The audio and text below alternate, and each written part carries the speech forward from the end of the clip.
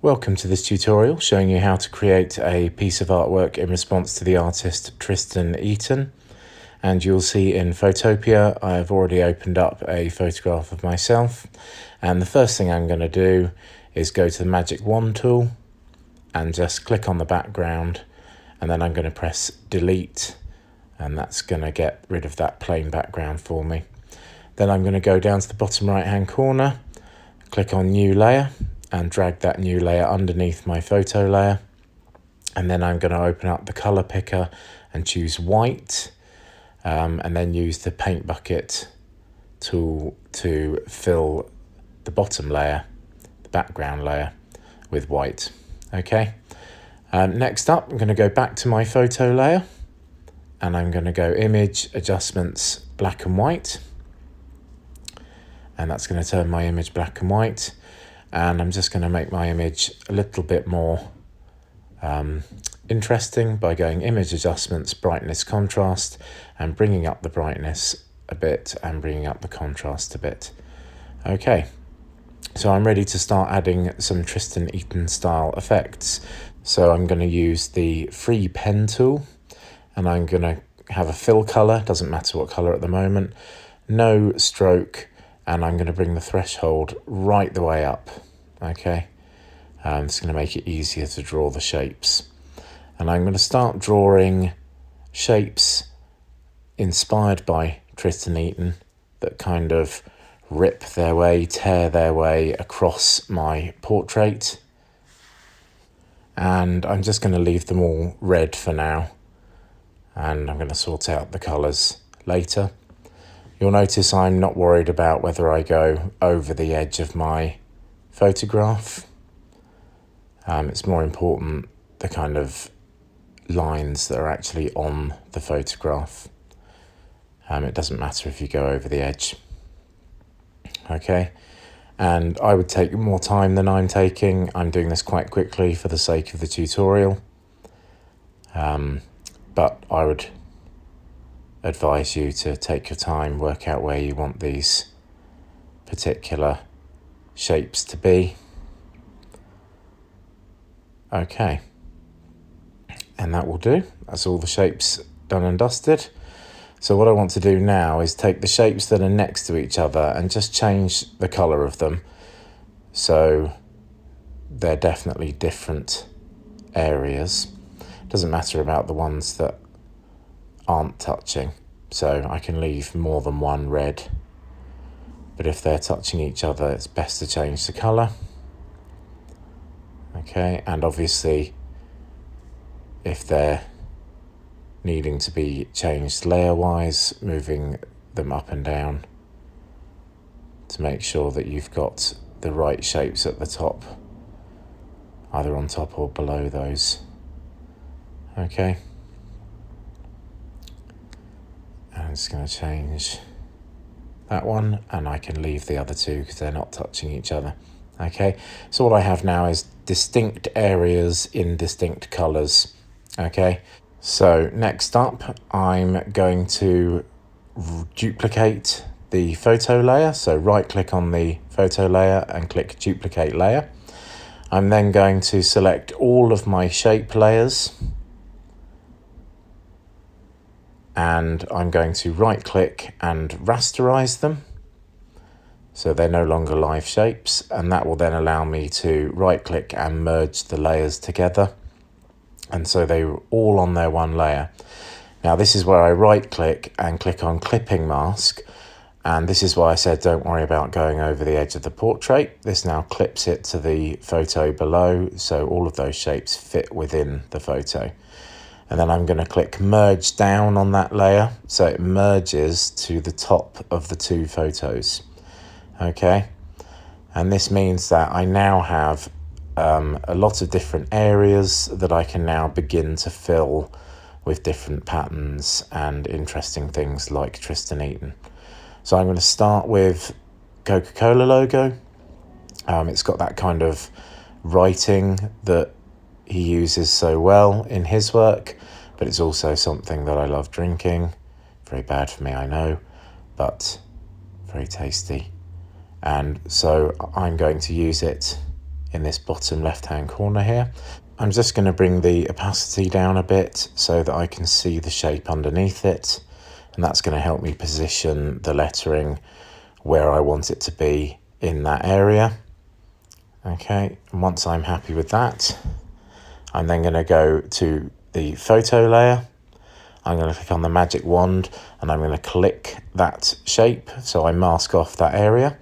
I'm going to go back to my Coca-Cola layer.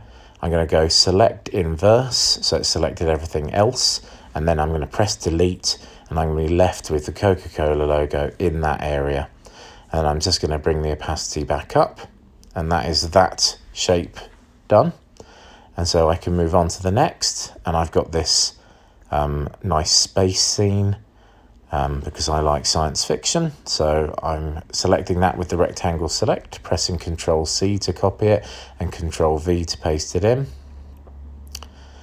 And I'm just using the arrow tool to resize it so it goes over this next shape here. Again, I'm going to bring the opacity down a bit so I can see what I'm doing and move the photo where I want it to be. Then grab the magic wand, and I'm going to go back to the photo layer, click on that area, go back to the galaxy layer, select inverse, and then press delete, and that's going to get rid of everything around that area. Then bring the opacity back up, and that's 2 areas done and dusted. Okay.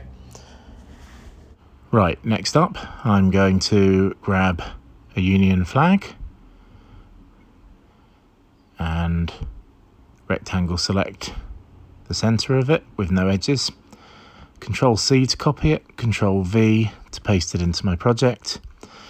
And same as the other 2 shapes, I'm going to be positioning it over the shape and enlarging it so it completely covers the shape. And then once I'm happy, changing the opacity to be able to see the shape below, make sure that it is perfectly positioned. Then, same as before, go back to the photo layer, grab the magic wand and mask off that shape. Then go back to the flag layer, select inverse, and then press delete. And then I can bring up the opacity again. And I'm just going to make that a little bit brighter, just to make it stand out a bit more. So image adjustments, brightness and contrast, and bring up the brightness and the contrast a little bit. Okay, right, so that's how you would fill all of the shapes with patterns and pictures. But I just wanted to show you something else. So I'm grabbing the text tool and I'm typing in the standard type font, awesome, exclamation mark. And it's a little difficult for you to see because it's typed so small, but you would then resize so you can see I've made it bigger. And I'm going to choose bold oblique, so it's bold and italic. And then I'm just going to use the arrow tool just to make it nice and big so I can begin to work on it. Okay, so you can't really make text 3D in Photopea, but this is quite a good way of creating an effect. What you're going to do is go to the drop shadow, go to normal, bring the opacity right the way up, and then play with the angle and the distance and the size. I'm just going to change the color to make this easier to see. I'm going to go for a kind of dark red, like a burgundy color. Okay. And if you get the right angle with the right size, it can look slightly 3D rather than just a shadow. Okay. It's very much about trying to get that top right hand corner looking right on each letter. Okay. And then once you're happy with that, it's about changing the color of the type font. So once I've stopped noodling and getting this perfect, I'm going to go to the gradient overlay, and you'll see it puts a gradient over the text. And I can change the colours by double clicking on these handles here.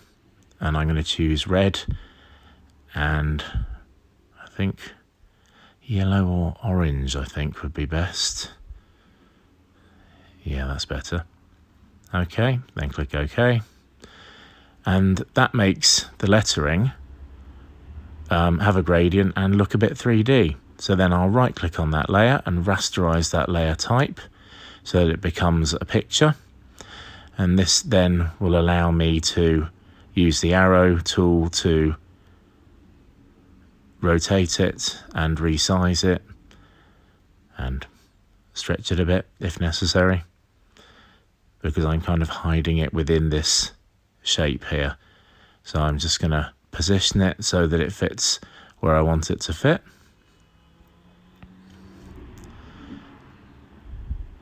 And then, the same as I did with the other layers, I'm going back to the photo layer using the magic wand to select and mask off that shape.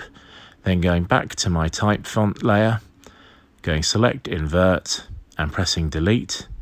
And that is going to put that text into that area. And then the other thing I can do then is just to go to that photo layer and select that area. And rather than leave it red behind, I'm going to go Image Adjustments, Hue Saturation. And I'm going to move the hue bar until I get a green. And then I'm going to bring the lightness right down so it's a nice dark green to really make that lettering pop. Okay, so that is another way of filling one of the areas if you want to make your piece look really Tristan Eaton inspired. Okay, but I'm not going to make you sit through the rest of me filling in these shapes. I'm going to cut away and finish off filling them in, and when I come back you'll see it done and dusted. And here I am, okay, with it completely finished and all the areas filled. Now I want to do a little bit of tweaking to some of my areas. So this Coca-Cola logo layer, I'm just going to bring the opacity down so you can see my photo and my eye through it. And I'm also, with this shape down in the bottom right here, I'm just going to double click on that layer and I'm going to put a inner shadow in there, normal, and choose a kind of browny orange, I think.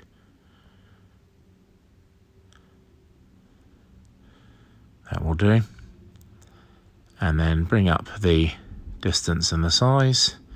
Think about the angle. And it just makes this particular section look a little bit more three-dimensional, gives it a bit of depth, makes the image look a little bit more interesting rather than all the patterns and fills being flat. Okay, and I'm going to do the same with this one up here. So same again, double click on the layer, inner shadow, and I'm going to go with blue this time. Yeah, something like that. And I don't want the global on because it moves the shadows of everywhere else where I've put shadow. I want this shadow to be different from the one below. Bring the opacity down, don't want it quite so bold. But the angle's good, I'm happy with that. So that just makes the piece look that little bit more interesting with some gradients on it. Okay, right, next up I'm going to use the pen tool again. And same as before, using the free pen, I'm just going to draw some more shapes in. Okay, but these aren't going to be filled with solids. We're going to fill these with some dots to make things look a little bit more interesting. Okay, right, so I grabbed these dots from Google. I'm just going to make them bigger so you can see. Okay, and I don't want them to be black dots, so I'm going to change them up I'm going to go Image Adjustments, Hue Saturation, and then I'm going to bring the lightness up a bit so they turn into grey dots. And then go Image Adjustments, Color Balance, and I'm going to whip the red up, all the way up, click OK, and then go back to Image Adjustments, Hue Saturation, and this time I'm going to bring the saturation right up.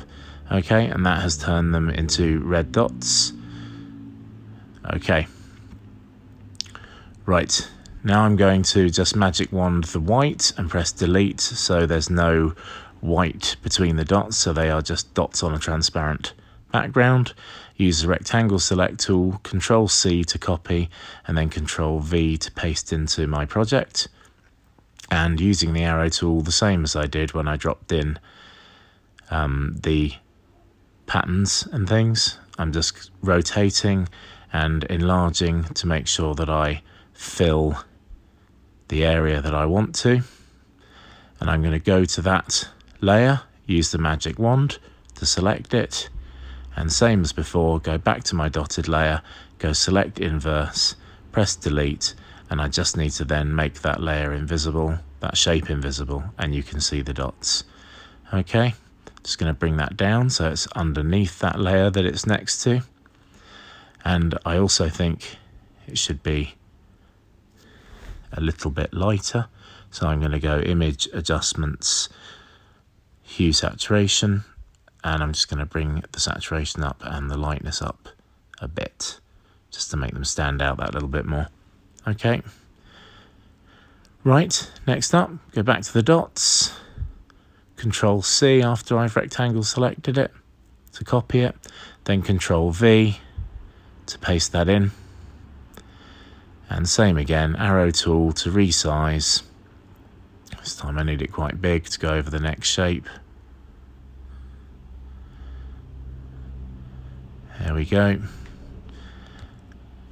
And it's exactly the same process as you're used to, filling up to the right size, then going to the magic wand, magic wanding the shape in the shape layer, going back to the dotted layer, which is down there, then going select invert, and then pressing delete, and then making that particular shape invisible so you can just see the dots. Okay, and I'm just going to repeat that again. Control C, Control V, the dots in from where they are, enlarging them, rotating them to fit the next shape.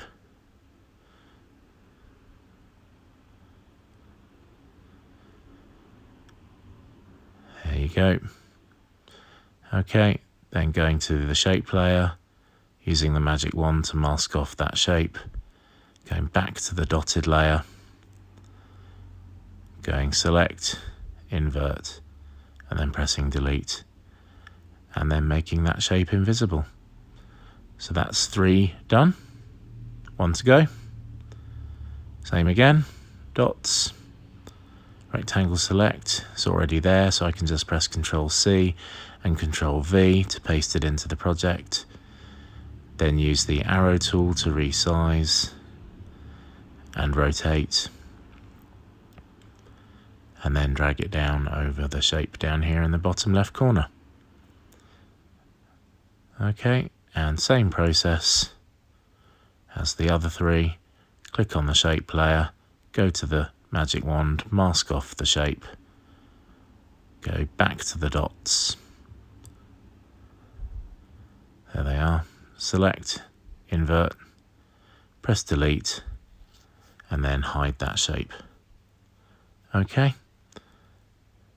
and just drag that down. I've also noticed that the dots are over the letters as well, and I've just worked out that I'm going to need to mask off the area on the photo layer that I turned green earlier. So magic wand on the photo layer itself, and then go back to the dotted layer and press delete so it takes the dots off of that green area. Okay, so that's how you would add dotted layers. It's the same process as with the patterns, just making sure you've got clear dots, so it makes it a bit more interesting. Okay, now we're going to do the background. So I'm going to go to the bottom layer and I'm going to choose kind of light blue, like that. Click OK, and then I'm going to use the paint bucket just to fill in that bottom layer so I've got a background going on. Okay, right, I'm just going to cut away now because I want to remove some of the tabs and also open up this grid or checkered pattern that I found on Google. So I'm going to rectangle select that, Control C to copy it, and Control V to paste it into my project. Just going to reduce it in size a little bit because I want to see some of the colours below. And what I want to do is fill some of these checkered patterns with some colour. Okay, so I'm going to use the colour drop to select a colour and then use the paint bucket just to colour in some of those areas. So paint dropper, and I'm going to choose that kind of yellow colour there, and then use the paint bucket to fill some areas in. Okay, another way of doing it is to go to the colour picker. Still can use the eyedropper to select a colour from the picture, but it means the paint bucket's right there, so it's a bit quicker. So you see I'm picking that hot pink from the image. It turns the colour picker that colour, and I can then use the paint bucket to fill in that colour. Okay, grab the background blue, do a few more, and you'll see I'm being really random. I want some bits to be in colour, some not. Okay, and I think a little bit of that kind of turquoisey colour, light teal. Okay, and then just use a few squares in that colour. Okay, and I think that's pretty good. So what I'm going to do now is go to the Magic Wand tool and turn off contiguous at the top, and then I'm going to click on the white, and that's going to mask off all the white bits, so I can press delete and get rid of all of them at once. I'm then going to do the same with the black. Click on the black, it selects all the black bits, and then I can press delete and it gets rid of all of those at once. So I'm left with just the squares that I coloured in, which is this kind of random pattern. Okay, again, this is inspired by Tristan Eaton's pieces of work. And I'm just going to place a couple of these into my work. So maybe one here, spilling onto my face, and then I'm going to right click on that layer and duplicate it, and I think I'm going to have one coming down from the edge, but I don't want it to look the same, so I'm going to go image adjustments, hue saturation, and I'm just going to drag the hue slider along, and that's going to change the colours on it and make it look different.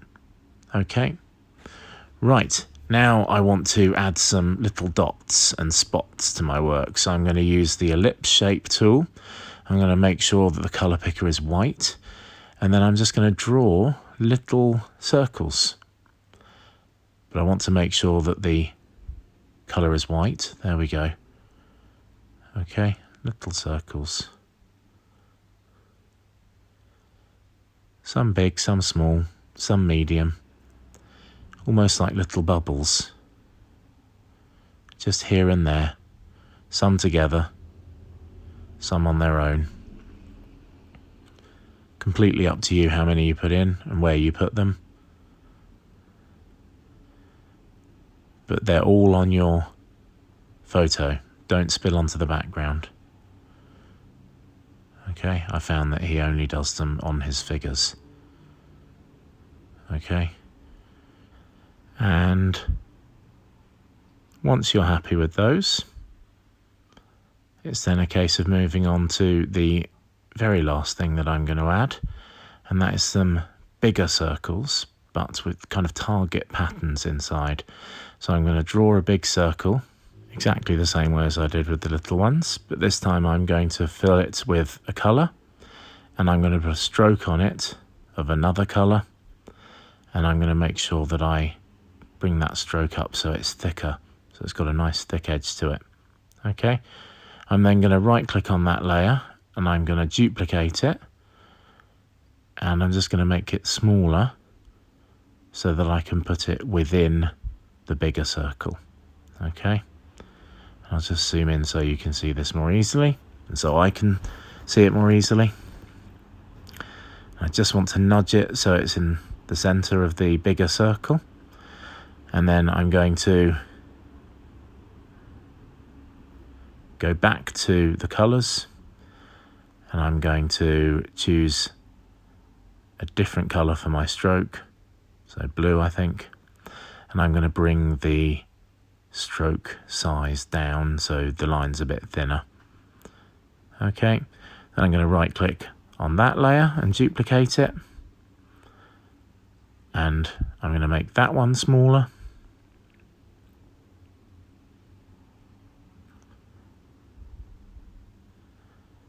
and once I'm happy with the size of that and it's in a central position, I'm then going to do the same again and change up the colors. So I'm going to go to the pen tool again, and this time I'm going to change the color at the center to be black, and I'm going to change the outer line to hot pink. Okay, right, now I'm going to select all three of those layers and I'm going to rasterize them, and then I'm going to select all three of them and merge them together. Okay, and that's got that pattern just there and ready to reuse. Okay, and I'm going to reuse it by going to its layer and duplicating it, and I'm going to use the arrow tool to drag it somewhere else on my piece of work and resize it. And then rather than it be the same color, I'm going to go Image Adjustments, Hue Saturation, and slide the slider to find a different color combination. Click OK, so it looks like it's a completely different target or pattern. I'm going to do the same again, right click on the layer and duplicate it. I'm going to make this one bigger, and where you put these is completely up to you. Then Image Adjustments, Hue Saturation, and slide the hue slider to find another combination of colors, and then I think one more, duplicate that layer, and I think bring it down here and resize, and then same again, Image Adjustments, Hue Saturation, and slide the hue slider to make that a different color again. Okay, right, okay, now I look at this piece almost finished. I think maybe that background layer needs to be slightly different, so I'm going to go Image Adjustments, Hue Saturation again on that bottom layer. I'm just going to bring the lightness up a bit, I think, and maybe the saturation as well. Just make it a little bit of a lighter blue. Okay, click OK, and we are done. I'm going to call this piece done and dusted. I hope you find this tutorial helpful.